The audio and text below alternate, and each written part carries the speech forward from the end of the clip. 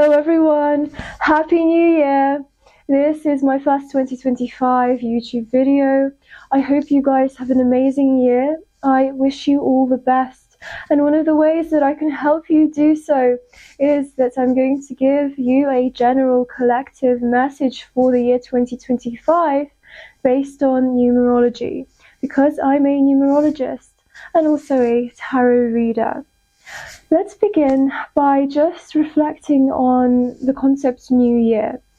So for a lot of spiritual people, the New Year, the 1st of January, is not such a significant new fresh start, because we are in the middle of winter, where the nature is still hibernating, it's quiet, and yet we as a society are really active in pursuing our new goals, our new year's resolutions.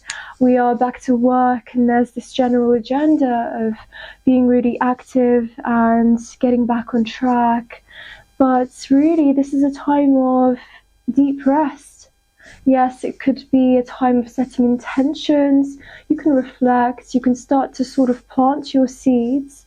But in terms of, having this fresh start where you can really start to implement new actions and new habits, etc. Maybe not the best time, and no wonder a lot of New Year's resolutions don't go ahead. And it's funny because I was thinking about, the new year and the fresh start that we have in the sort of spiritual community. Some would say that really it's the spring equinox.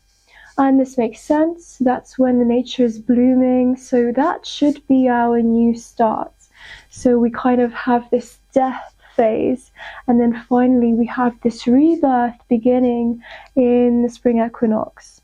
But there are loads of other dates that you could call New Year, and it's like the spiritual community is always celebrating. For example, the winter solstice, where we had the shortest day. But then from then on, the days are slowly getting longer. So for some people, that is also a new start. And this is also a good time to set intentions, and people were manifesting the 2025 year for themselves. You also have the astrological New Year, which is also in the spring, but it's more when the Aries season starts, which I believe is like the 21st. Oh, yeah. That is the spring equinox. There you go. But it's also sometimes for witches, for example, Samhain, the Halloween. For witches, for example, Samhain, the Halloween. For them, this is like the transition into darkness and this sort of death. And again, it's this death and rebirth. However, 1st of January, is it a fresh new year, a new cycle? Not really. However, it is in the way that the numbers change. And that is significant because we have had this calendar for 2025 years now, and the energies of the numbers have long established themselves. They have an effect on us. They have an effect on the events that could play out. And so as a numerologist, I will break down what this means for us. 2025 is a 9-year in numerology. You add 2 + 2 + 5 and you get 9. 9 is a very spiritual number. 9 is about gaining wisdom. 9 is also a lot about letting go, and a big part of spirituality and spiritual growth is about letting go.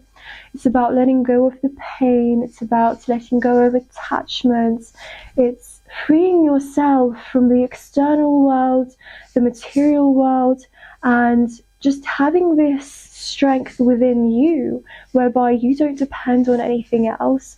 You've got the wisdom, you've got the inner spiritual power to make it through without much affecting you. And that is really hard to attain. And you could say in this grand scheme of things, that is essentially what we're here for. We're here to grow spiritually. We're here to gain this baggage of wisdom, and then we leave this planet We might reincarnate, we might not. And if you don't reincarnate, it's probably because you've actually gone through all the lessons, and finally you've worked through all of the pain and the trauma, and you've healed yourself, you've let go, and now you're ready to go to the next level, whatever is there. And so on a collective, of course, it's a great time to focus on our spirituality. It's great to look inwards. It's a great year for really getting to know yourself on a deeper level. It's a great year for healing yourself. Great to let go of anything that's not serving you. Perhaps there's bad habits that you really want to let go of, that maybe you've been struggling. However, if you put in the work, this year is going to help you in achieving that. Perhaps there are people that you'll need to let go of.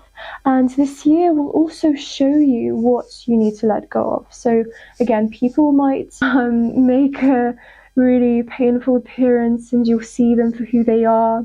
You might find that there's a job that you really don't feel passionate about anymore, that's not fitting into your future plan, your future vision, or your higher career purpose. And so all of these things may make themselves clear to you. What could also happen is a lot of these things could start falling out of your life quite abruptly. And it may be hard, it may be a shock, but if this does happen, then you need to understand that this is all for the best. And actually, these things happen when the person doesn't realize these. And so it's the universe's way of saying, look, you need to adjust, you need to recalibrate, you need to make changes. And so, unfortunately, they have to be drastic sometimes. And yes, it's uncomfortable, but later on down the line, you look back and realize that actually this was a really good thing, a lucky thing. It's good that it happened because you don't think you would have been able to let go otherwise. On the world arena, we may see way more natural disasters this year, because this will be a way of nature trying to sort of cleanse itself. And in the political arena, we may see way more, riots and protests, or even sort of revolutions, something revolutionary. But politically, there may be big changes in a positive way that really factor in the well-being of people, because number 9 is a very altruistic number. It's all about serving humanity, and of course, with its wise characteristic, this is something that is always aiming for this higher consciousness, something that makes a really positive impact, and one that ultimately serves and helps people. So perhaps we may see a really positive political change, economic change. Let's hope for the best. Generally, this is a great year for doing any sort of spiritual practice. Maybe it could be something simple like journaling, getting into yoga, or perhaps you finally feel called to get the therapy sessions in.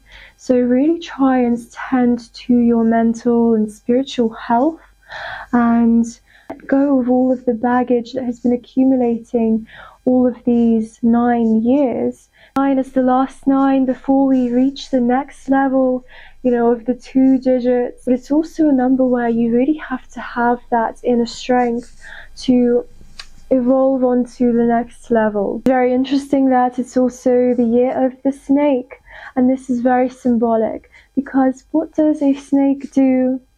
It sheds its skin, and so this is exactly what we need to be doing. We need to be visioning ourselves in the next level, in the next sort of evolution of ourselves, and really think about where you want to head, and really think about what you need to leave behind. Perhaps it's a trait, perhaps it's a way of thinking, and there's always something that you need to leave behind in order to grow and go on to the next level. Now, the snake is also very symbolic, because if you know about the Kundalini energy, so this is a branch in Hinduism that believes that there is this serpent force located at the base of our spine, And when awakened, it travels up through the chakras and gives us this altered state of consciousness. Snake in this case again is about that evolution, moving up into a higher state of consciousness. And it's really not easy to do that, because what does it have to do? It has to travel through all of the chakras, it has to be awakened. And how do you do that? You have to heal yourself, and again you have to let go and work through the blocks. For example, Kundalini Yoga focuses on doing that. It focuses on working through the energetic blocks that you have. It focuses on activating each chakra, balancing them, and in the process you're supposed to let go of this emotional, energetic baggage that is in the way for the Kundalini serpent. If you want to find out what your personal forecast is based on numerology, then my previous video explains how you can work that out. It gives you numbers 1 to 9, so you can look at your personal year prediction. Thank you so much for watching. I hope you found this useful, and I'll see you later.